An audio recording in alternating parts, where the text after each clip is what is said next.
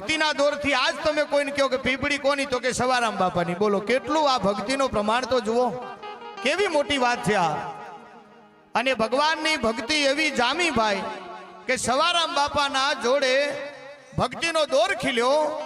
અખિલ બ્રહ્માંડના માલિકને મોજના તોરા છૂટ્યા.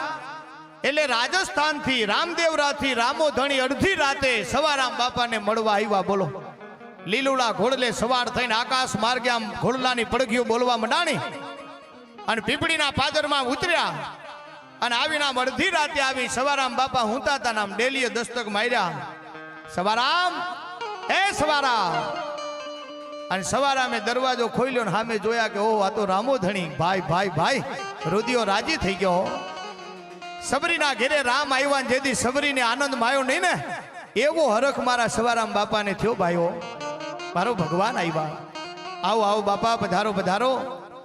આગતા સ્વાગતા થઈ, એમની ચરણ વંદના કરી. પણ ભગવાને શું કીધું એ સાંભળો. રામદેવજી મહારાજ અડધી રાતે ખડખડાટ જો દાંત કાઢ્યા હોય ને તો પીપળીના પાદરમાં હો મુસ્કાન આવી ગયો. આમ હૈયું હરખાઈ ગયું એમનું. એક ભક્તરાજની વાત સાંભળીને એ તમને વાત કરું ટૂંકમાં સાંભળો. બરોબર ચરણ વંદના થઈ જાય પછી રામાધણીએ કીધું કે સવારામ, કે હા તમારું નામ સવા છે, સવા. આજે હું તમને હવાયા કરવા માટે આવ્યો છું. કે બાપા એ તો તમારો આશીર્વાદ છે, બહુ સારું, લ્યો પધારો પધારો. તો કે મારે અહીંયા બેહવું છે, મને જગ્યા આપો, જગ્યા આપો કીધું. સવારામ બાપાએ ધડ દઈને ના પાડી દીધી. ના બાપા એ વાત નહીં થાય હો, બેહવાનું સેટિંગ મારા જોડે નથી. હે કે હા નથી નથી નથી, આમ તમે જોતા નથી આ જગ્યા છે જ નહીં મારા જોડે.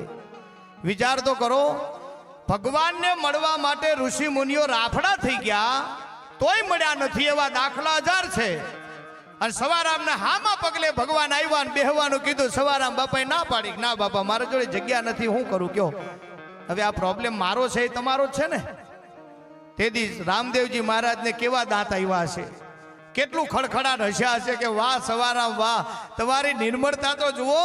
હું આવ્યો છું ને તમે મને બેહવાની ના પાડો છો, આ કેવી મોટી વાત કહેવાય. આવો મંગલમય માહોલ અડધી રાતે સર્જાણો તો પીપળીના પાદરમાં. અને ત્યારે એટલું બધું નામ પીપળીનું હતું નહીં, એટલું બધું નામ સવારામ બાપાનું હતું નહીં. એમના કામ તો હજારો કર્યા છે. એક એક વાત યાદ કરીએ તો કેટલો સમય જાય.